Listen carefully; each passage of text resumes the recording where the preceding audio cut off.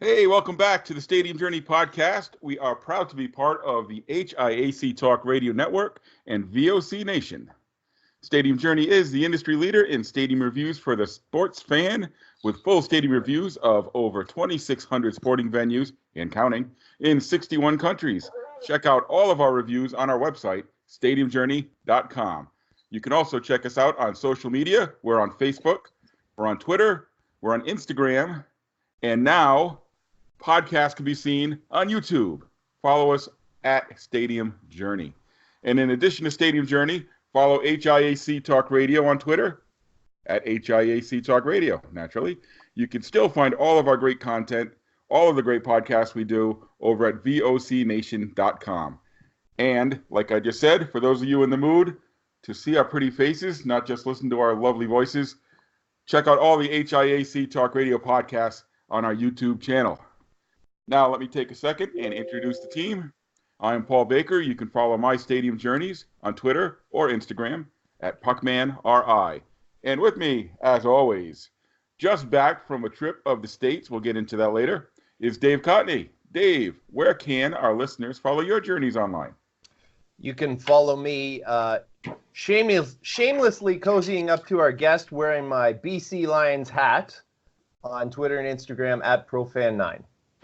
And with us, once again, as always, battling technical difficulties, but nice and shiny on his new computer, is Mark Viquez. Mark, where can our listeners follow your journeys online? You can follow me on Instagram or Twitter at Ballpark Hunter. And last, but certainly not least, is our producer coming to us today from Balls Falls, Ontario. Yes, that's the place. Is the above-average comedian, Dan Calachico. Dan, where can our listeners follow you online? I'm not touching that one, so just follow me online at DanLaw83. And we are very excited today to have joining us the president of Football Canada, Jim Mullin. Jim, thanks for coming on the podcast. And you want to take a second to promote your online presence before we dig into our topic?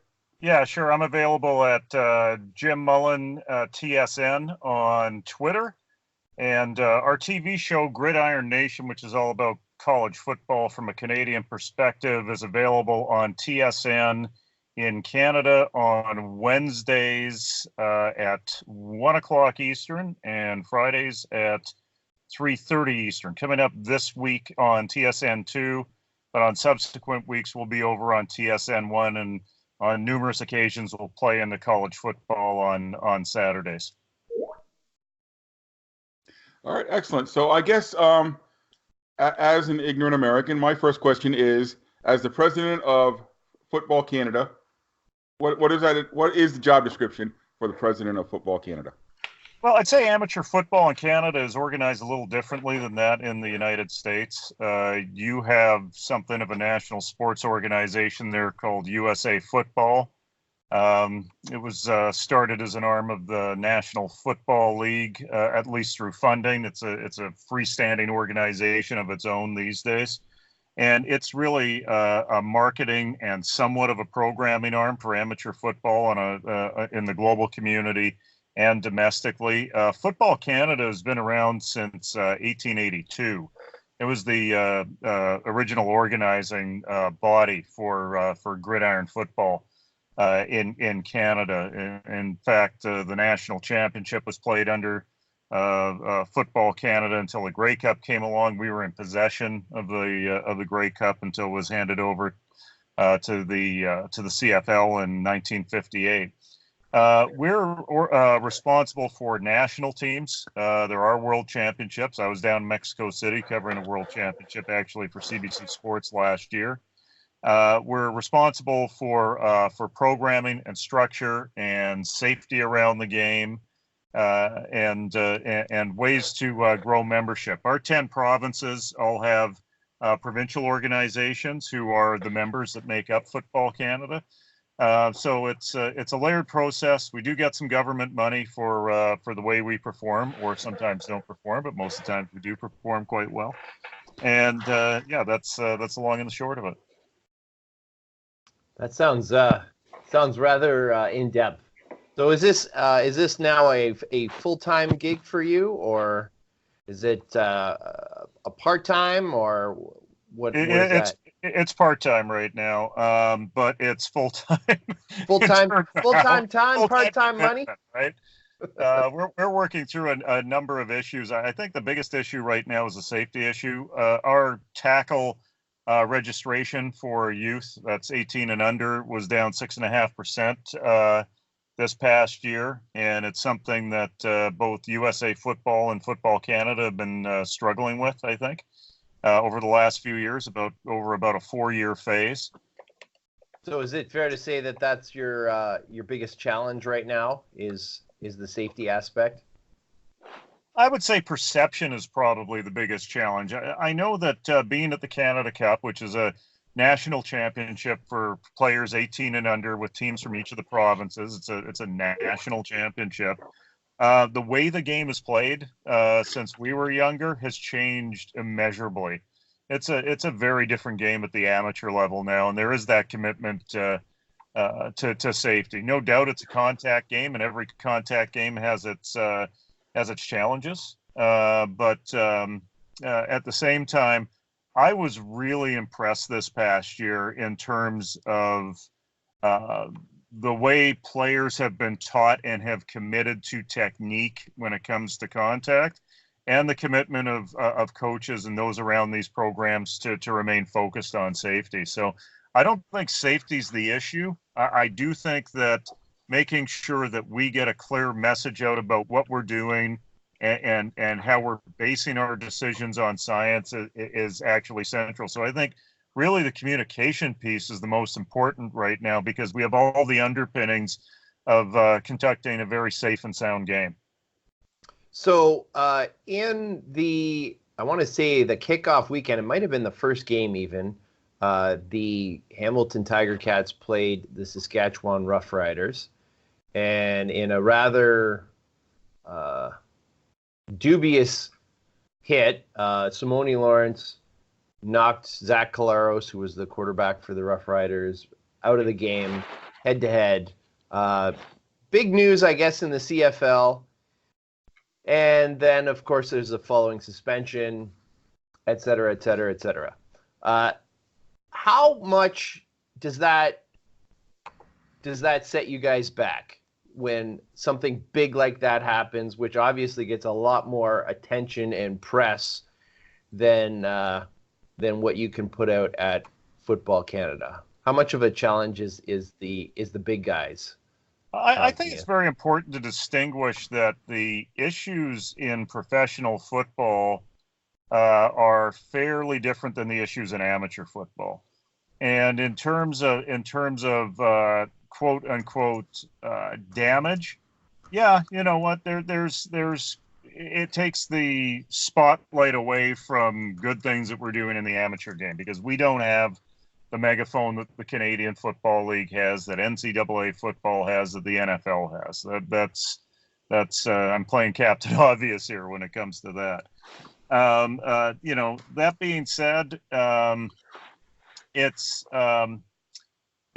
a challenge, and I'll go back to the House of Commons. Our federal government had a concussion summit.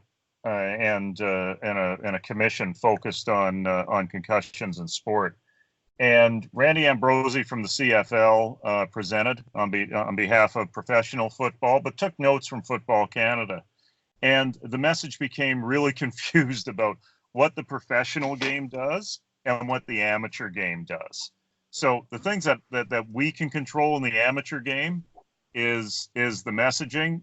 Like when Simone Lawrence takes out Zach Collaros in a game the way he did, that's got to stand on its own. We've just got to be steady with our message about safety and what we're putting into the game, and hopefully the steady drumbeat can sideline all of that noise around a single event.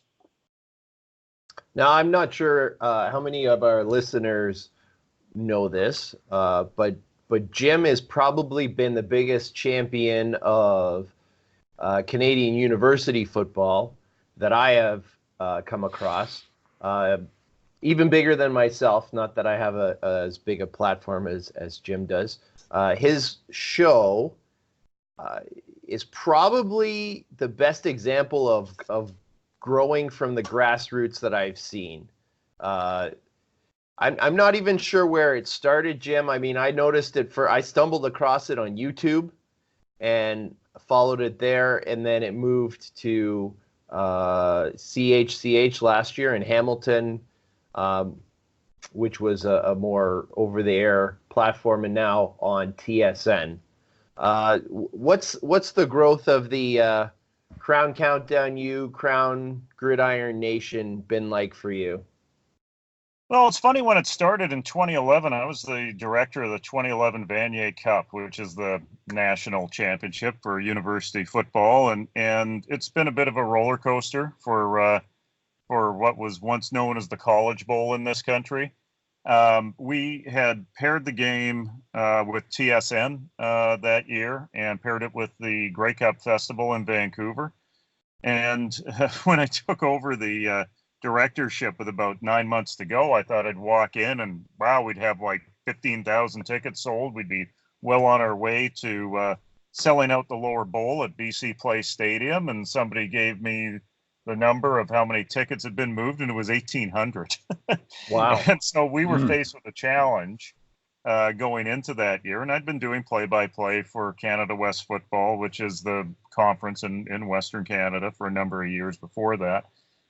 So with that cable network we were on, that regional cable network that Shaw ran, as a means to promote the Vanier Cup, we came up with this show where we could grab the odd highlight and paste it in here and there and come up with a half-hour show promoting Canadian university football and promoting the Vanier Cup. So after the 2011 season was done, the show was done, and I thought, this thing's got some legs. Let's make it work. So I reached out to a supporter of the University of Saskatchewan, who's put a lot of time, money, and effort and sweat equity into that program, and I asked him if he'd be interested in supporting it. And in 5 minutes, he responded back to me on email, "How much do you need?" Wow. And obviously, I didn't ask for enough. But it's turned into a very good relationship between David Dubé from Crown Produce and Concord Properties and ourselves. We tried to, even through the show, develop something called the Northern Eight, which would have taken the top 8 teams in Canada and have them play an interlocking schedule. We got a great deal of resistance about that from the universities in this country. It would have created a game of the week, would have put a spotlight on the game. That's too bad, but we still have the show. And it's evolved over the years from a Shaw show to something on CHCH and CBC Sports Online the last 2 years. And then on top of that, now finally making the move to TSN. So it only took us 9 years to be an overnight success. And well, there you go. There's our template for this podcast then. Yeah, exactly. It's slow and steady wins the race, my friends. But at the end of the day, one of the things that I think put us over the top was the success of Canadians in the NCAA. And we've got 197 players playing in Division 1, 2, or 3 from Canada now. For instance, on week 1, there's Chuba Hubbard with Oklahoma State getting 219 yards on the ground, another 29 in returns.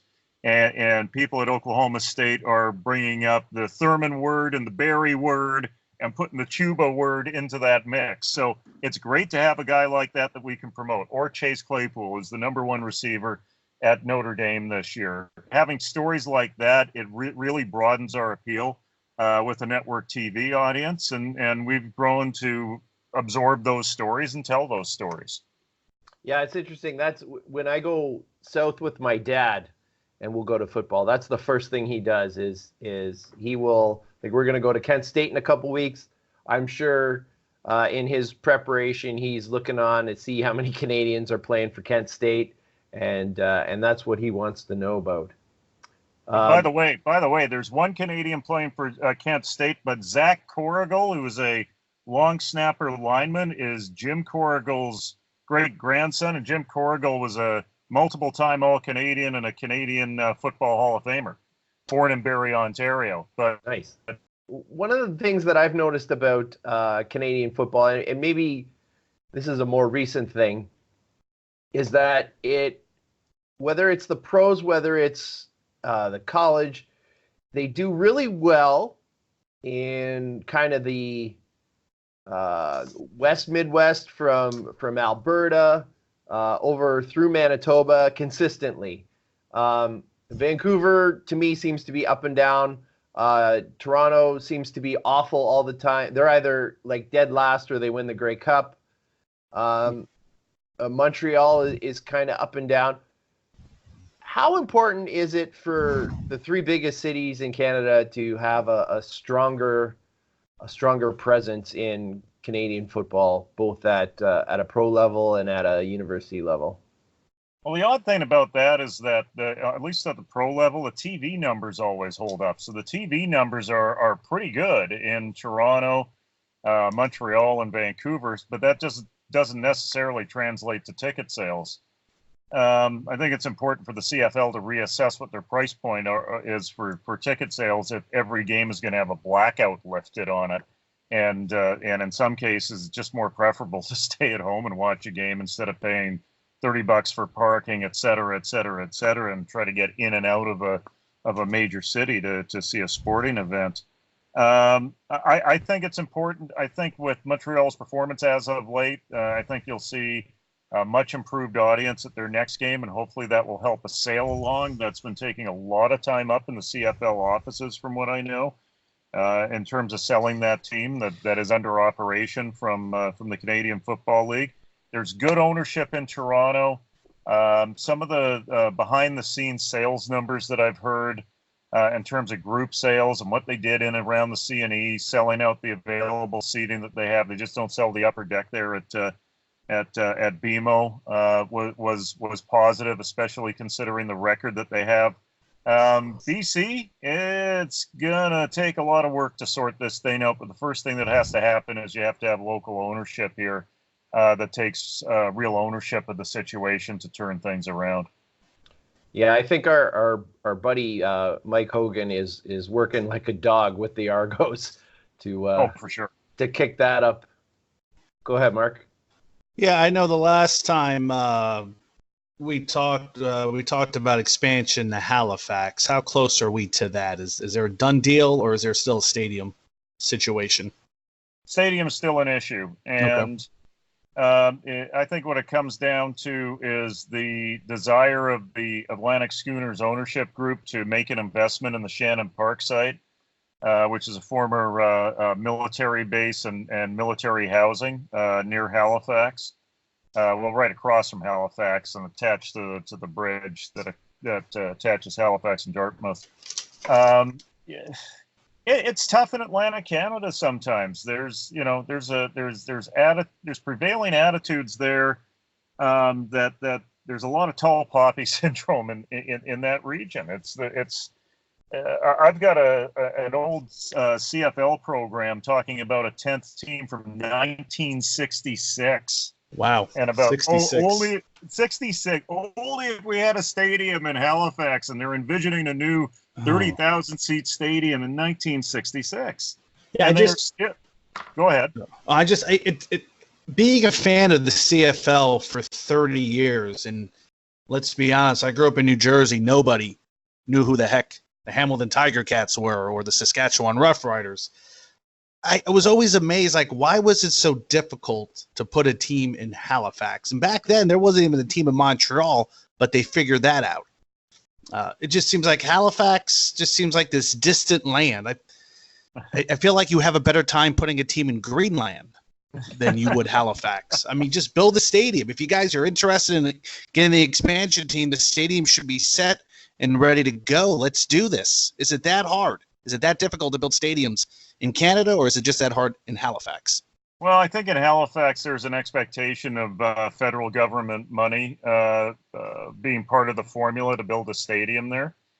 And with that, there's by both the Liberal and Conservative governments, there's a moratorium on putting money into facilities that are uniquely directed at professional sports. If you're going to get the growth of facilities across the country, they usually have to be attached to an event like a Pan American Games, like a Commonwealth Games. If you look at most of the facilities across the country in the larger centers, and then even in the smaller centers, they're attached to something like that. The BC Lions occurred because of the British Empire Games, which were the Commonwealth Games. That's how Empire Stadium was built in 1954. Edmonton had the Commonwealth Games in '78. That's what replaced Clark Stadium, was Commonwealth Stadium. Winnipeg Tim Stadium Hortons was upgraded with the Pan American Game. We just go on and on down the list, and then you've got that wonderful facility in Montreal down the road from McGill Stadium, which, Duck, here comes a big chunk of concrete. Oh, yeah. So, the Olympics, right? 76 Yeah. Olympics. Didn't they just pay that off? yeah, I think so. that's correct. Gifts that keeps on giving. What other cities could support a CFL team? Are there any dark horses there? Because I always hear Halifax, sometimes Quebec. Any other cities out there? Because I would love to see a 12-team league one day. I always chuckle when people talk about Quebec City. Anyone that knows university football in this country knows that there's an individual who has a whole lot of money from a furniture chain that he's run, and he's made that investment into building the Laval Rouge et Or program up in Quebec City. And the Laval Rouge et Or, for those of you who don't know, they average about 13,000 a game in a 12,000 seat facility.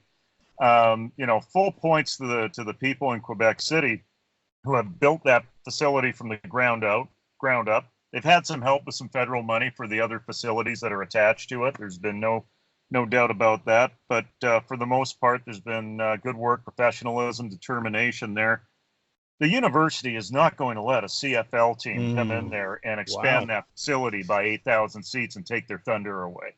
That is not going to happen. And the other part of it is that facility, at least in the lower bowl, it was first created by an excavation project for the hospital that was beside it. So it was basically a pit, and they put railway ties all the way through, like big wooden ties in for seating all the way through the base of the facility. Now they've got an upper deck there that is great. There's no doubt about that, but it's also, even for those 12,000 available seats, is very far away from being a professional football stadium. So I'd say Quebec is out. I'd say Halifax is ahead. I would not suggest that Saskatoon, that's been thrown out there too, that Saskatoon and Regina could both have teams. The reason that Saskatchewan Roughriders have success is because they're the province's team. London? London has a hard time supporting the local university team, although they did sell out on Labor Day for the university team. I'm still, if they wanted to get to 12 teams, I'd say pairing up with Windsor and Detroit would be a good idea. Running a border town team in that instance, and as the CFL goes global, they've got this CFL 2.0 thing where they're bringing global players onto the roster, like non-US players, non-Canadian players. They've brought in players from Finland and France and Germany and Mexico to take actual roster spots up. After being down in Mexico City for the World Junior Championships last year and seeing 32,000 people show up to see 19-year-olds play in a gold medal final, I'd say Mexico City would be a great place for a CFL team. And you guys may think I'm crazy, but I think the economics are there in a different way. And certainly the history with the game is there. If you could put Mexican players into those non-import spots, the way we put Canadians into non-import spots on our rosters, I think you could have a roaring success with a CFL team in Mexico City. And then there's other places as well that border towns. Spokane is a place that has the population that's far enough up the road from Wasu, that has a nice 30,000 seat facility there that they can work with and could accommodate a Canadian field, which is always an issue now. So, Mark, the answer to your question, real quick, is it that hard to build stadiums in Canada? Yes. Yes, Yeah, apparently. it is. It's really hard. It's exceptionally hard. So New York City would be a better location to build a professional football stadium. Maybe. Yeah. It's not easy there either. They Hey, we can build plenty of hockey rinks here. That's what I'm saying. I always laugh with Canadians when they take a look at high school football stadiums that are built in Texas, and they say they spent $60 million on that football stadium in Texas. Well, didn't you spend $60 million on that hockey rink in Moose Jaw 5 years ago? Well, yeah. Well, that's for hockey. So, Jim, being that we're Stadium Journey and we're all about the travel and the experience, what are some of your favorite Canadian football experiences, whether that you've been to, whether it's at the pro level or at the amateur level? Well, calling the 2011 Vanier Cup on the TSN radio network, is one of the best games I've ever been a part of. It was a double overtime thriller. It was right up there with that Fiesta Bowl from 2006, I think, in terms of excitement and in terms of some of the greatest Grey Cup games of all time. That would be right up there. I've been at 17 Grey Cup games. I remember the 13th man game. I was sitting in the press box. Ooh, yeah. When the snap went back and the flag went up, and I actually yelled in the press box, "Too many men!" Oh. No cheering in the press box. That was one. I also I've done a lot of traveling in Japan. I shot a documentary there for hockey.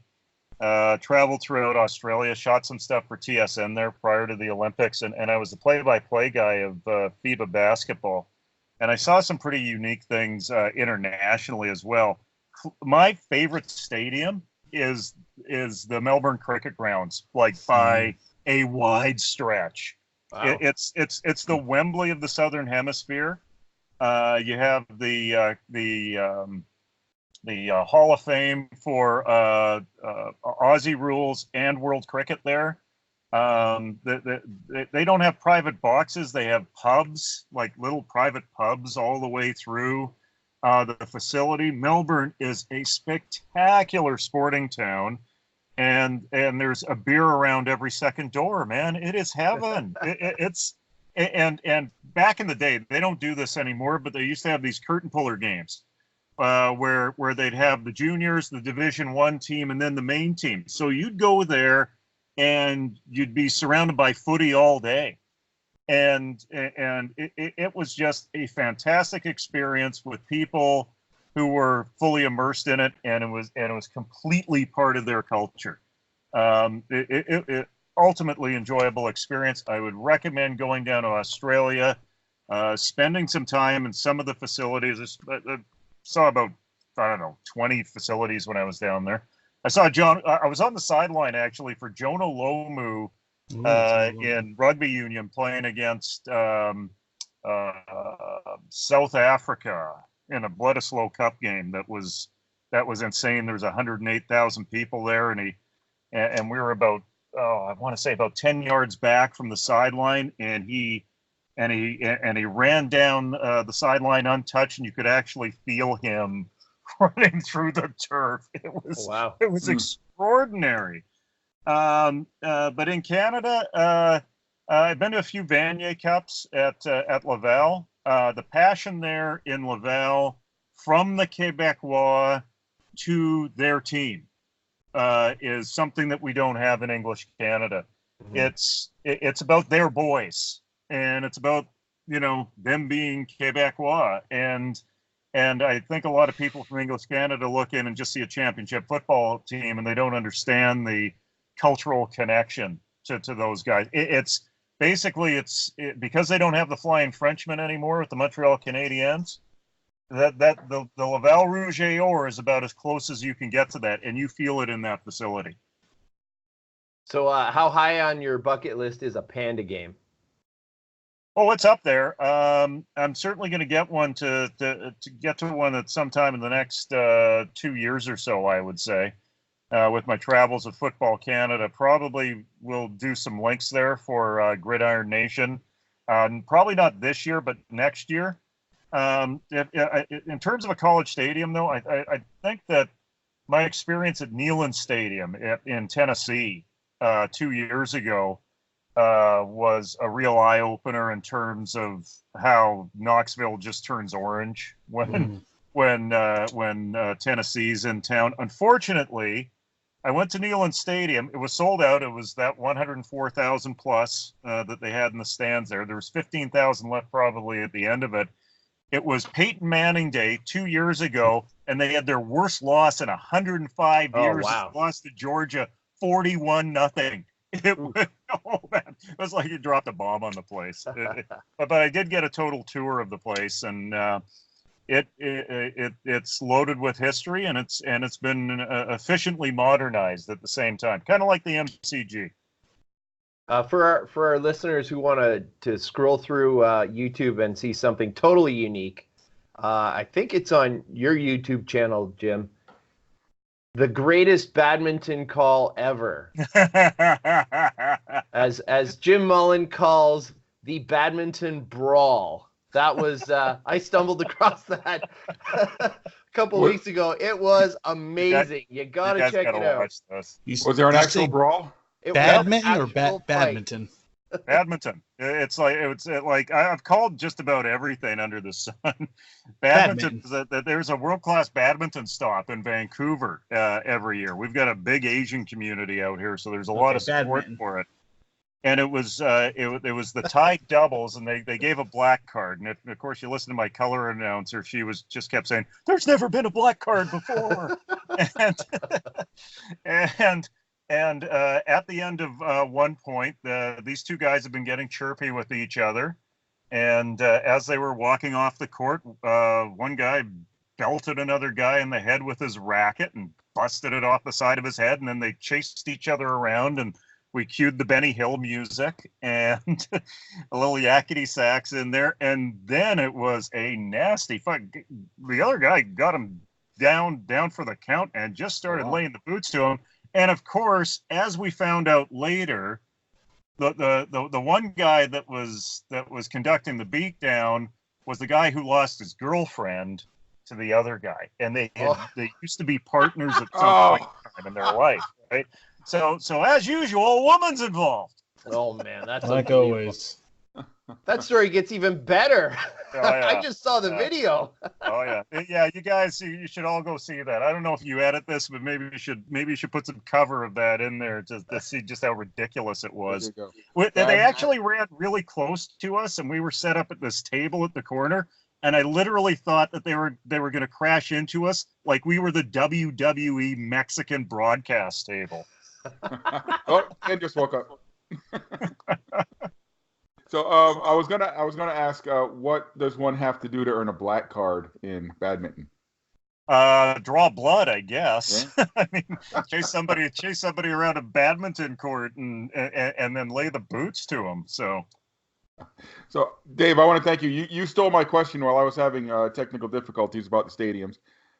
Jim, so real quick, if I were to travel to Canada and only had time for one CFL stadium, what one would you recommend that I visit? Oh, that's a good question. I'd have to go with Mosaic simply because of the culture there in Saskatchewan and the hype that's in and around that. Having broadcasts from all of these buildings, I was lucky enough to call the first game out of there. Actually, it was the Regina Rams and the Saskatchewan Huskies. There were 16,000 there for a Canadian college game. I really like the stadium in Winnipeg better than the one in Saskatchewan. I certainly like it better than the Green Bay Packers. But it does remind me of a mini Seattle stadium in a way. Montreal has a good crowd and a good audience. If you go to the north side stands and you go about halfway up the north side stands, it's an ancient stadium. I'd say another place to watch Canadian football that's pretty special is probably Molson Stadium because it's the oldest stadium in the Loop. It was built in during 1915. the First World War.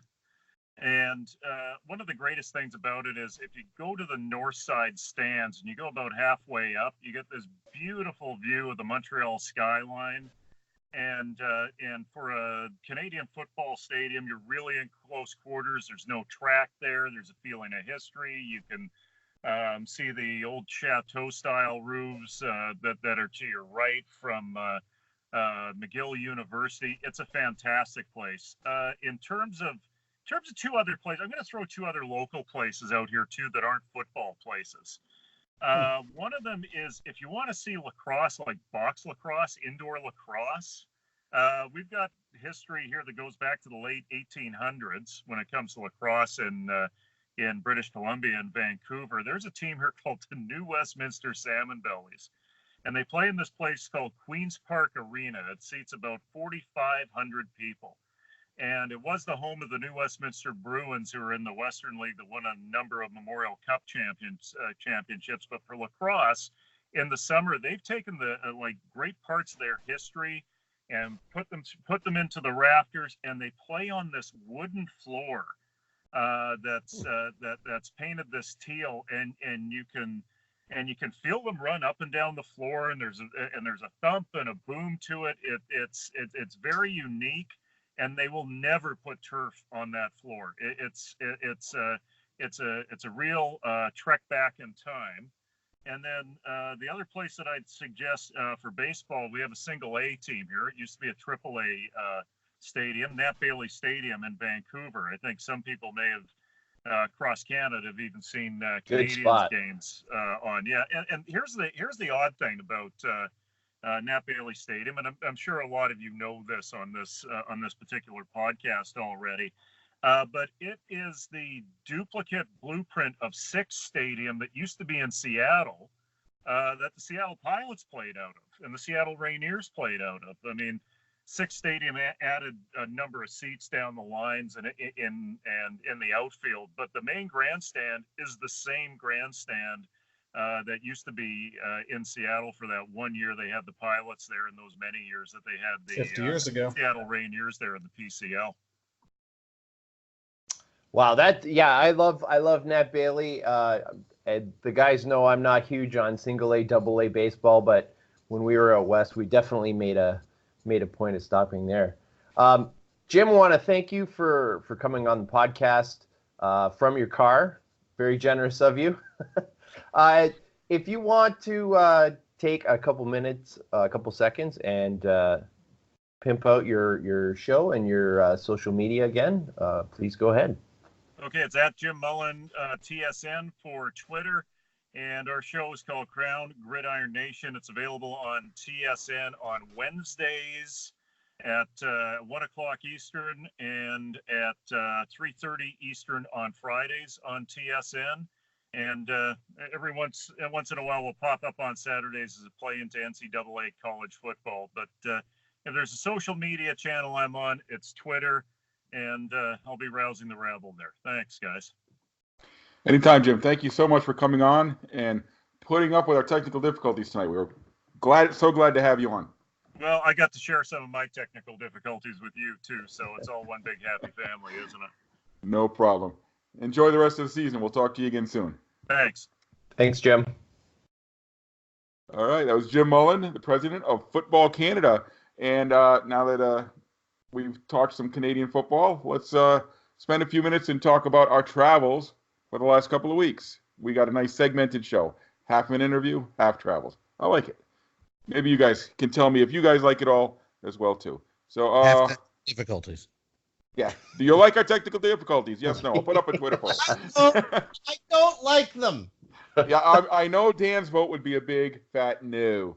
God damn it. Well, I've only disconnected and reconnected this call, I think, 5 times during that interview. So that was frustrating for you. Dave, I want to thank you for picking up the ball and running with it. Well, Thank Dan. I had a rouge in mind and just ran with it. And Dan and Harry, thank you all for your hard work to make this appear seamless to the listeners. You know, I would never compare this to regular terrestrial radio, but this is one of those episodes where I'm like, I watched a few of the greats in Philly produce a show, and I thank them at WMMR because I have been keeping notes and hitting buttons and keeping track of everything to make sure that there's less work on the back end. So thank you, listeners, and I'm sure Harry will edit a blooper here or two. He's good at it. And I'm glad you work so hard, Dan, so I don't have to. I can just sit here and talk. Yeah. So, where have we all been the last couple of weeks? Mark, do you want to lead us off, or Yeah, I was with your new setup here? You got a Devil. But for those of you watching on the YouTube or who are not watching, we got a Mets jersey, Devils jersey, and Man City. Man City. So Mark's got it all set up. Yeah, Cosmos pennant and Minneapolis City. Shout out to Minneapolis City Crows. They gave me that poster when I was up there a couple of years ago. I just went to Victory Field, but it was probably one of my favorite times to go to Victory Field on Labor Day. That's when you get about 14 to 15,000 people packed into the ballpark, and it kind of sends off summertime minor league baseball off with a bang. They played on Saturday, and then the next 2 days they were in Louisville. And Razor Shines made an appearance. He played 6 years for the Indians. He's a local legend. They love him. He made an appearance right after the game was over, and they shot fireworks. Everybody went crazy. And you can read all about my experiences at that last game with an article that's on the page right now. But, yeah, Victory Field, just every time I go there, they add a little bit new concessions. They paint a certain area. They modernize some signs. Next year they're going to have some new luxury seating on the upper deck. But one of my favorite ballparks, it's one of those places that just always feels like home. It never really changes, and it's always a great time.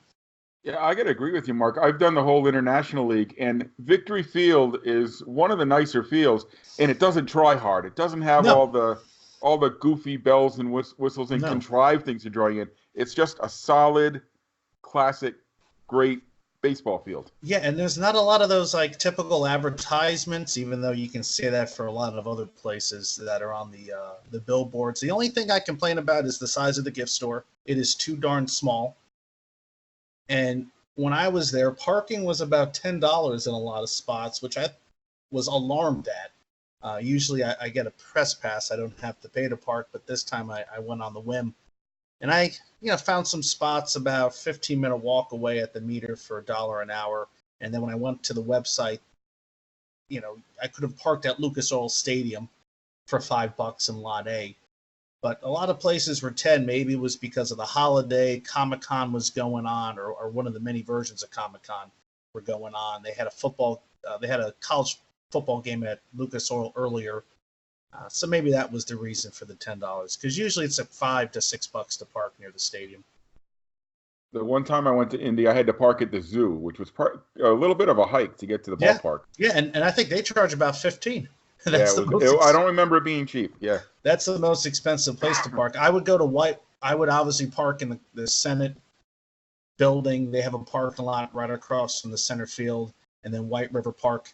And there's a couple museums. The State Museum has some underground parking there. So if you happen to be at a game sometime next year because their season's over, plenty of places to park. Get there a little bit early because it gets a little congested out there. And like I said, I think they were fourth in all of AAA baseball this year, with an average of close to 9,000 fans a game.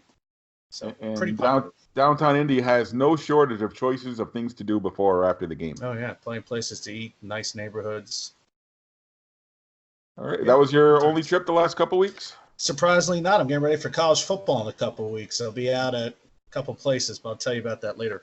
We'll get into that in a little bit. So, Dave, we'll go from a no-trip winner to the big trip winner. That's you this week.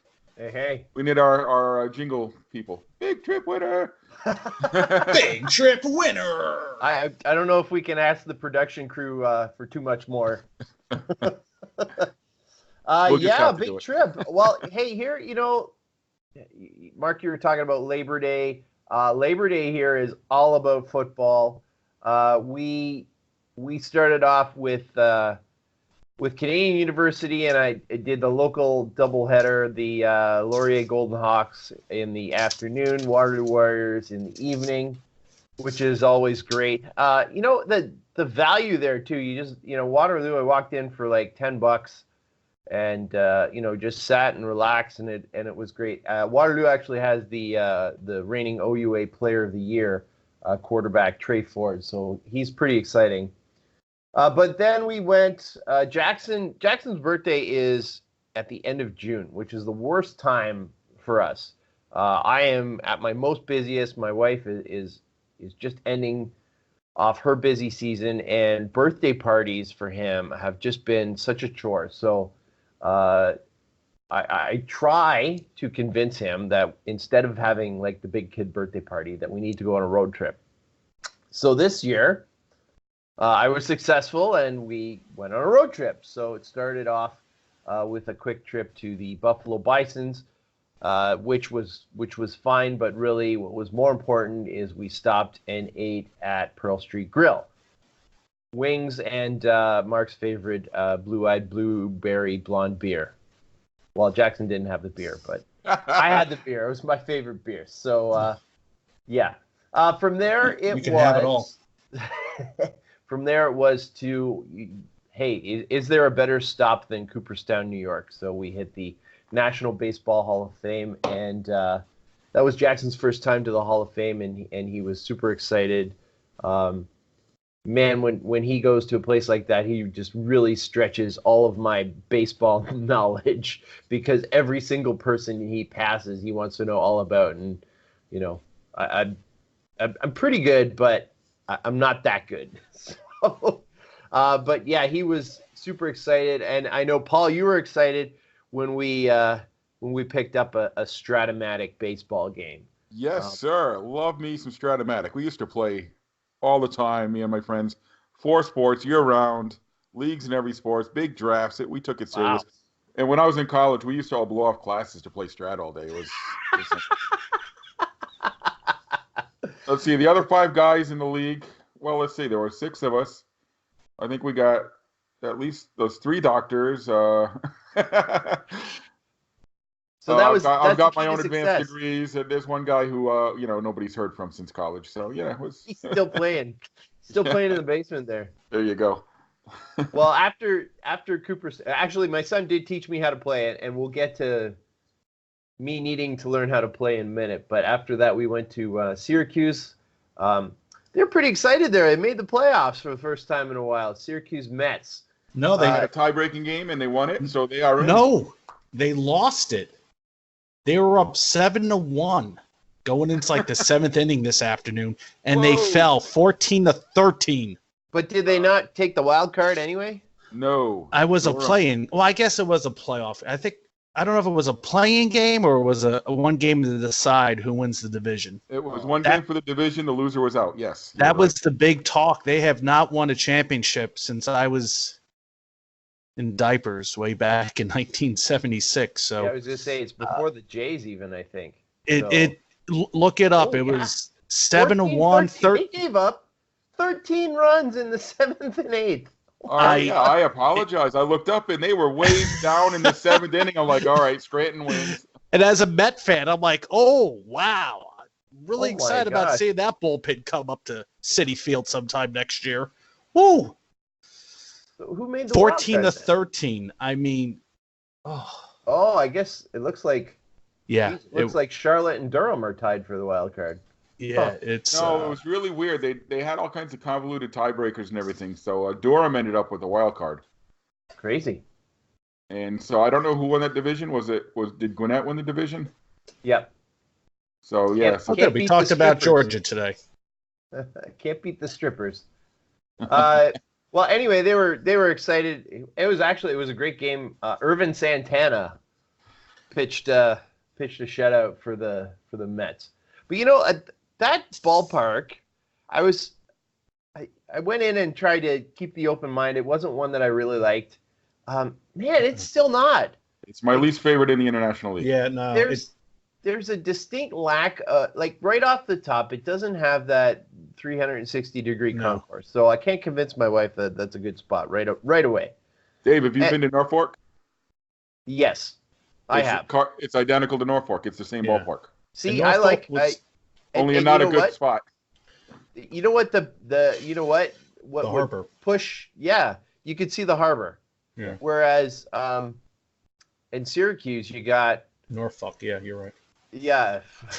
I In feel weird Syracuse, saying you got probably the worst batter's eye in the that. world. Stop. Right? It's just a big, I don't know, a bunch of plywood with a backdrop over it. It's terrible.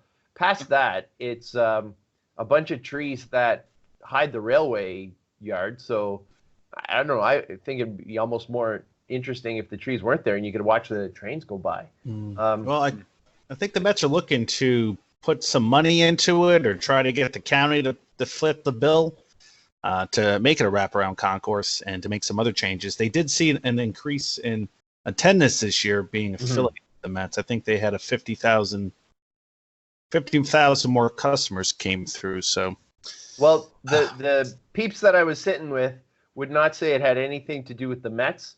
They would say it had to do with Tim Tebow. Maybe.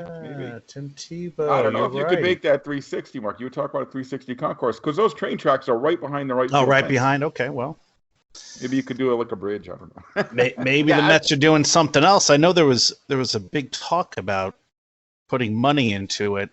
Maybe there's enough room to put a little something. I don't know. That's kind of like in Trenton, New Jersey. I would love them to make that a wraparound concourse, but you're going to be hanging off that river. Or Chattanooga, same thing. Chattanooga, well, yeah. Oof. So ballparks. Okay, the one thing I was trying to look for something at this place that I liked. Really, there were two things. One was really personal. The Syracuse Baseball Hall of Fame. For a very long time, the Chiefs and Sky Chiefs of Syracuse were the affiliate of the Blue Jays. So the Syracuse Baseball Hall of Fame is full of old Blue Jays. Fred McGriff, Carlos Delgado, like all the guys that I liked. So that was something that I found interesting. And then the only other thing that I really like about that place is the light stands. They're really like the old school kind of light stands. But other than that, I really struggled. Wow. Like, it's not awful, but it's... I'm sorry, guys. Miguel Sano just hit one over the back wall at Fenway Park in center field. Okay. I think only 5 or 6 people have ever done that. Should Fred McGriff be in the Hall of Fame, Dave? Wow. Oh, Fred McGriff. Fred McGriff reminds me of Burt Blyleven, right? Like, except he's not as whiny. He's a guy that you really have to think about. His stats probably say that he should, but playing on the number of teams that he did, and he was never really the best player on any of those teams. Maybe the Padres for that short period of time. He was just always bouncing around, kind of like Sheffield. But yeah, I don't know. Okay. I like Fred McGriff, so I'm going to say yes. But he's never going to pull a Burt Blyleven and like campaign for himself. That's just not really who he is. Well, when Burt Blyleven retired, I think he was in the top 5 or top 3 of strikeouts. So I would hope that would say something. But I don't ever remember Blyleven as the best pitcher on his team. Yeah, well, maybe in the late 70s before I was really watching. But that's the thing. We were young at the time. Plus, he bounced around quite a bit as well. But he was durable. Yeah. Anyway, that was my last baseball game for, well, no, I guess I got one more, but essentially my last baseball game of the year. And we were going on to what was really the highlight of the trip. So I asked Jackson what he wanted to do, and he said he wanted to go and see Army play football. Uh-oh. I know where this is going. So, no problem. And we built this whole trip around Army, and they were playing Rice, which probably isn't the greatest matchup, but it's not an FCS matchup, so I was okay with it. Heard good things. A certain person on this podcast has crowed how good an experience Army is. I think my exact words were the best college football experience in the nation. And a lot of people would agree with you on that. Well, I don't know. I'm looking at 4 stadiums and going, yeah, it's definitely the best out of your 4, but Small sample, N equals 4. I know it's small sample size, but So anyway, we got down and you got to drive. Like West Point is really in the middle of nowhere, right? Like shooting ranges and all this kind of stuff. So we get to the gate, and on my tickets it says that you need to show ID. No problem. I'm ready to show ID. Well, at one point, at that point, the security informed me that because I was not a U.S. citizen, I was not allowed on the grounds because it's an active military base. At which point, my son in the back is very upset, and I am hopping mad because there's absolutely nothing anywhere that says that that's the case. So, yeah, we were pretty desperate. We almost went to Rutgers. That's how desperate we were. Oh, you would be very there. desperate to go to Rutgers. I could have made it, but it was the drive back after that would have been the problem. No, actually, we went back to the hotel, and my son taught me how to play Stratomatic baseball after I had cooled down a bit. So I'll skip ahead to the good part of the story. So, of course, finding cell service out there was really difficult, but when I did find cell service and I tried to call the ticket office, they were closed. So today, I actually got a hold of the ticket office, and they were extremely apologetic, tried to explain the situation. You know, this is a government thing that's come down. It's not necessarily about football. It's about having foreigners on an active military base or whatever. And they fully refunded my money, which, Paul, you said would not happen, but it did. So that's good. And yeah, I guess that's a good story in the end. You know, funny enough, we went from West Point. Our hotel was in Bethel, Connecticut, and I'm still hopping mad. Sirius XM, the real jazz station, that's my go-to when I'm really mad, and I listen to real jazz all the way from West Point to Bethel, Connecticut. But the guy at the desk in Bethel was great. He really felt sorry for us. He has a buddy that graduated from West Point, contacted his buddy, called and left a message at my house, sent me an email, wanted to make sure everything was okay. So yeah, that was pretty cool. I bet he's never seen a mad Canadian before.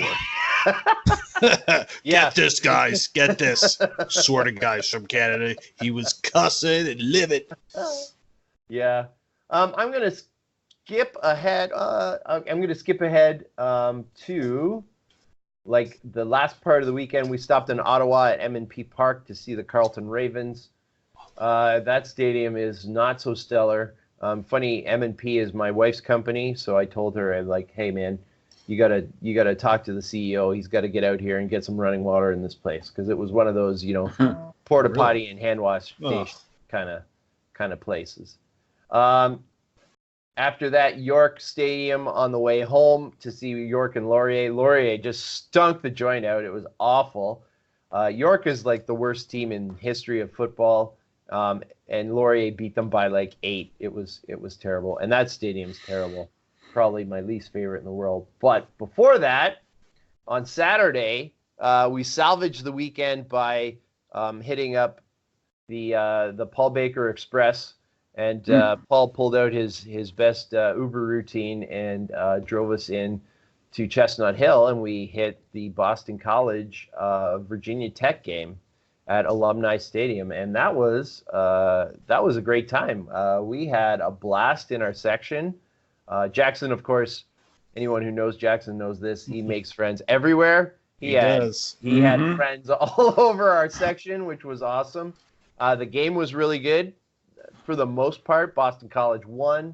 It's a decent stadium. It's it's not over the top spectacular, but it's solid.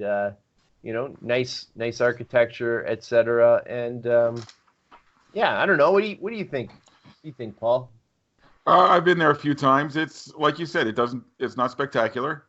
It's on campus. It's on a beautiful campus.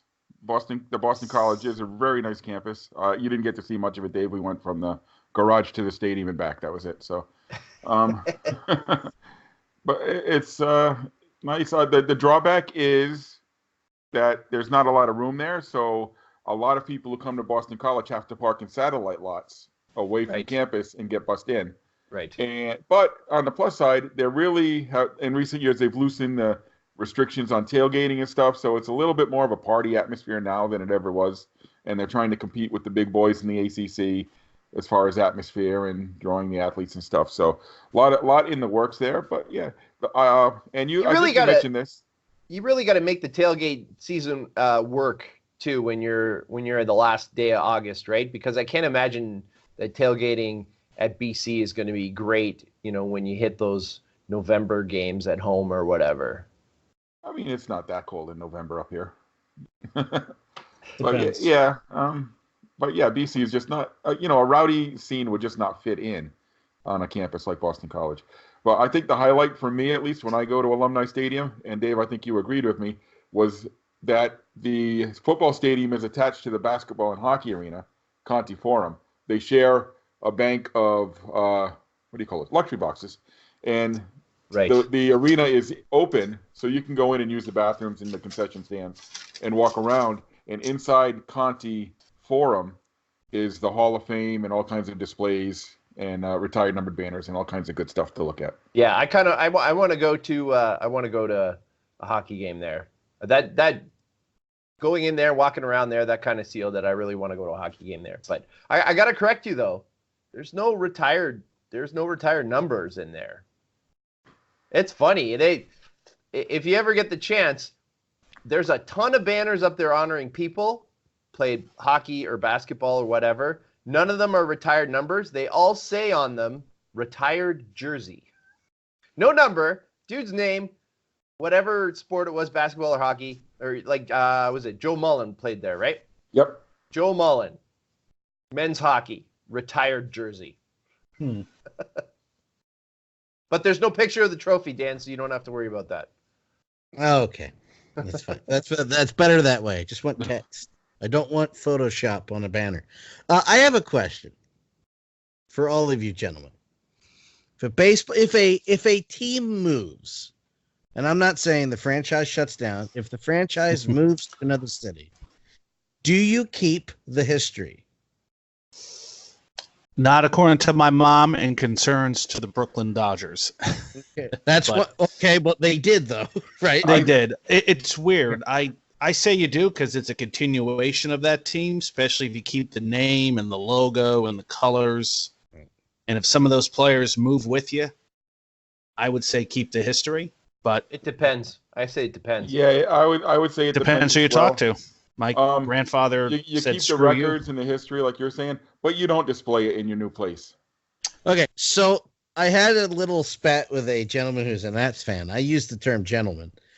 I was just viewing this conversation, and then he said something where I had to intercede, where he said, "It took the Phillies 100 years to win a pennant. Relax." And I said, "Well, it took the Phillies 32 years to win a pennant, and you're at 50. Or are we ignoring and just taking the retired numbers so it looks pretty in your stadium?" I haven't heard back from him since. Well, the Phillies won a pennant, I believe, sometime in 1915, 1912 initially. So 1950, bingo, 32. 1883 they started, correct? So is that 50? No. Yeah, no, it's 32 years, man. 32. Okay, 32. Okay. Well, here's one for you. Can you see in I think it's M&T Stadium? Is that the one in Baltimore? Yep. Oh, yeah. Bank Stadium. Can you see up there in the beautiful purple and gold Jim Brown? Yes, exactly. No. Well, Oakland, the A's have the In orange. The A's have the championships won in Philadelphia on their tarps. That's a franchise moving to another city. That counts. They can have those. But I was the just Colts, the Colts do not have Super Bowl V banner hanging up anywhere at Lucas Oil, nor the 58 or 59 championships.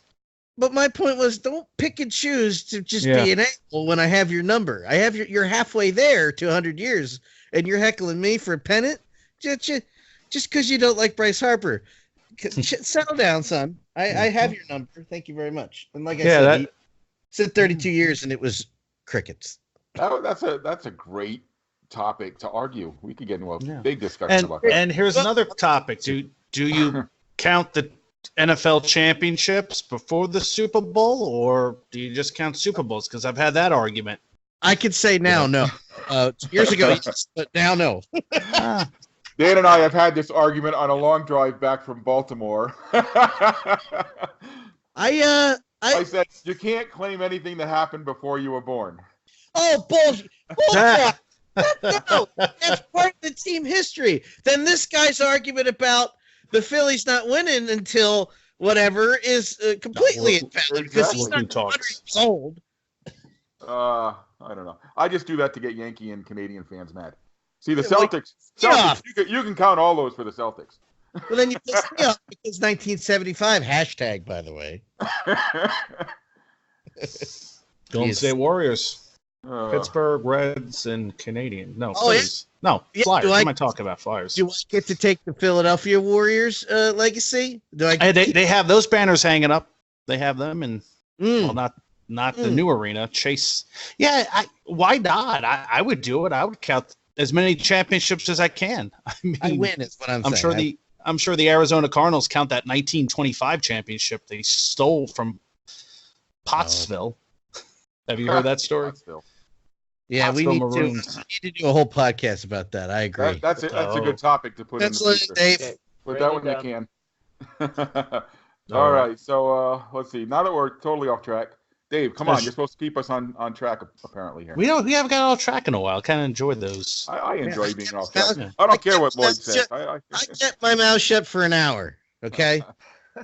All right, so let me wrap up with where I've been because I had a couple of friggin' good weekends. Wicked awesome, as Dave would say now that he's been to New England. That's right. So two As weekends my wife ago, went to actually see Wicked that day when I said it was wicked awesome. you were wicked awesome and she was wicked.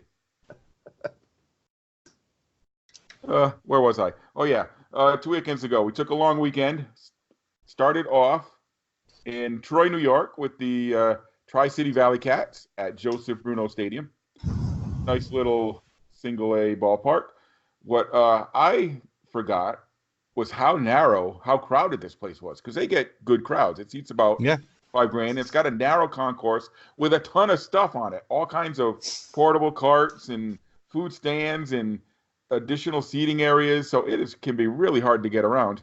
And they took away my favorite seats at the Joe. No. We used to sit in Adirondack chairs underneath the scoreboard.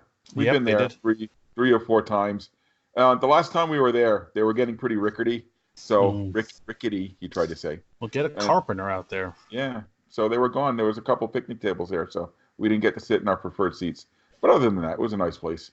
You know, you can't go wrong. It's a cheap place. Oh, the only thing is, it was a big crowd. We had to park. You know, the Joe is located at a community college. Mm-hmm. So the parking is in between all the buildings as you go. And they reserve the closest parking lots for the season ticket holders. Very nice perk, I might add. So as you get in there, 10 minutes before game time, we had to park way down the hill and walk uphill like a mile to get to the ballpark. It was 1 mile. Well, I don't know. Probably was more like. Do they still have the Brown Brewery? Yes, Brown Bar Brewery section? there with their very wares. delicious beer. Very Stuff. delicious. Yes, and they have, for a small ballpark, they have got an outstanding selection of food. You can get yeah, I don't know. I've had Speedies twice, and both times they were Speedy in and Speedy out. Let me just say. Yeah, they're okay over there. Not a fan of the Speedy, so I just don't get it. It's very very plain, very bland tasting thing to me. It's a local thing, but yeah, I mean Speedies. They had a barbecue stand. They had you could get a nacho helmet, which is pretty unheard of at a low minor league park. Burritos, tacos. I mean, they had a little bit of everything. Like you said, Brown Brewery. So good time at the Joe. And then the next day, we went to Cooperstown. Had our own day there. We went to Cooperstown with a group called the Ballpark Stampeders. We hope to have Tim Parks, who is the founder of the Ballpark Passport program, on.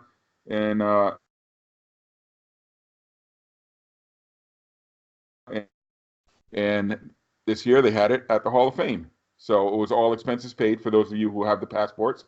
got to go tour the museum for free.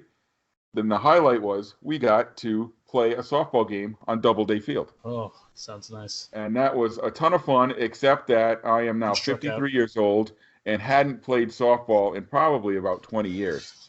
So that was a rude awakening. You know, I didn't strike out at least, but you know, the field, I pulled a perfect Bill Buckner. I was playing, you know, we had like 18 on 18 softball. It was pretty fun. And I had a ground ball go right between my legs. Couldn't get all the way down to the ground. So that was kind of fun. But it was a great experience, and it was a bunch of middle-aged people, mostly some young kids, some studs out there. So we were all just having fun. So, and then after the softball game, we went back to the hall, had one of the theaters reserved for us, and watched A League of Their Own. So it was a fantastic day in Cooperstown. We got to stroll the Baseball Hall of Fame. Let me put it to you guys. You got to ask that again. I missed it. Is there a better setting for one of the Hall No. of Fame No, than the Baseball Hall of Fame? Baseball Hall of Fame's the best. It's not off an interstate like in Canton or Springfield. It's not kind of hidden like it is in Toronto. That Hall of Fame in Canton is a joke. I hope they do something new during the 100th anniversary, but just getting to Cooperstown, you have to go on a state road about 12 miles, something Oh like boy, and our GPS took us a weird way. We went through a dirt road to get there. I am not kidding. you go through some weird stuff. Like, that's the only, the access to those other ones are much better if we were having to do a fanfare score. But, once you get into town, you got those little shops. Some of them date back to God knows when. You got a lot of baseball souvenir shops. Mm-hmm. God only knows what that's like during Hall of Fame weekend. The best. No question. Yeah, Sure. Toronto's the big city one, right? But there's so much other stuff going on in Toronto that you don't. I mean, the Hockey Hall of Fame is great, and I like the location and everything like that. But I mean, Cooperstown, and just think about it. How many people actually call it the National Baseball Hall of Fame versus Cooperstown? Everybody just calls it Cooperstown, right? Yeah. True. And I think they say Canton too, but I don't know. yeah, Springfield. I don't think they go, we're going to Springfield.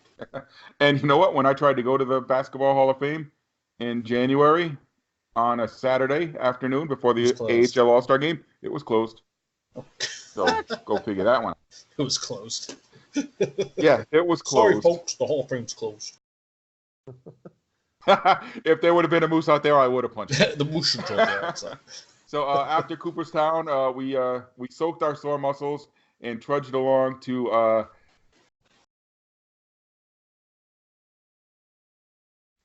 County Stadium. It had been quite a while since I'd been there, and they've done a lot of work on it. It was a lot nicer than what I remembered, so it was a good day. They had gotten rid of these old. They had these red bucket seats, which are just the most uncomfortable things you'll ever see, and they have all new modern seating for most of it. They have some party decks. They got some nice landscaping. It was a fun day. One thing that people complain about at Hudson Valley is the PA announcer. I don't know if you guys have ever been there. He's really kind of over the top. He's got kind of a New York snarky attitude, and some people love it, and some people hate it. I mean, I didn't think he was too over the top on the game we were there for. So it was a good trip. And then we already talked about Boston College. I caught the last couple of games at McCoy Stadium, and that wraps up baseball for me. So that was my last 2 weekends. And I don't know. I think we're losing my audio. I hope I'm not. A little bit in and out from time to time. So For sticking with us through our technical difficulties. And we're going to wrap it all up. Thank you all for tuning in. Dan, are you still with us? Where can our listeners follow you online? Dan Law 83. That's where he is. Dan's not here, but he's at Dan Law 83. Mark, how about you? Any stadium journeys planned for you, and where can our listeners follow you? Yes, college football, Illinois and Eastern Illinois. Follow me on Instagram and Twitter at Ballpark Hunter. All right, Dave, how about you? Any stadium journeys planned? Where can our listeners follow you? Well, after all of that travel, I'm sticking close to home for the next couple weeks. Laurier one weekend, Waterloo another weekend, and I think I might power in a trip to Guelph, but we'll see about that. You can follow those on Twitter and Instagram at Profan9. And for myself, I'll be heading up to see the Boston Cannons of the Major Lacrosse League this weekend at Veterans Memorial Stadium in Quincy, Mass. And next week, back to college football. I'm going to head up to Smithfield, Rhode Island, and Bernie Stadium. They just rechristened it. Somebody gave some big bucks to the university, so they got to name the football stadium after him. So I'll go see the Bryant Bulldogs up there. You can follow my stadium journeys on Twitter or Instagram at PuckmanRI. And don't forget, check out our website, stadiumjourney.com. Follow us on all of our social media channels, Facebook, Twitter, Instagram at Stadium Journey. Find all of our Stadium Journey podcasts and all of HIAC Talk Radio's other great content over at vocnation.com. Follow HIAC Talk Radio on Twitter at HIAC Talk Radio. Join us in 2 weeks for our next show. That will make it September 17th. Our topic will be independent baseball. That'll be another fun one with Sean Aronson of the St. Paul Saints joining us. So thank you once again to Jim Mullin for joining us, and for Dan Colachico, Mark Viquez, and Dave Cotney. I'm Paul Baker wishing you all close games and safe journeys.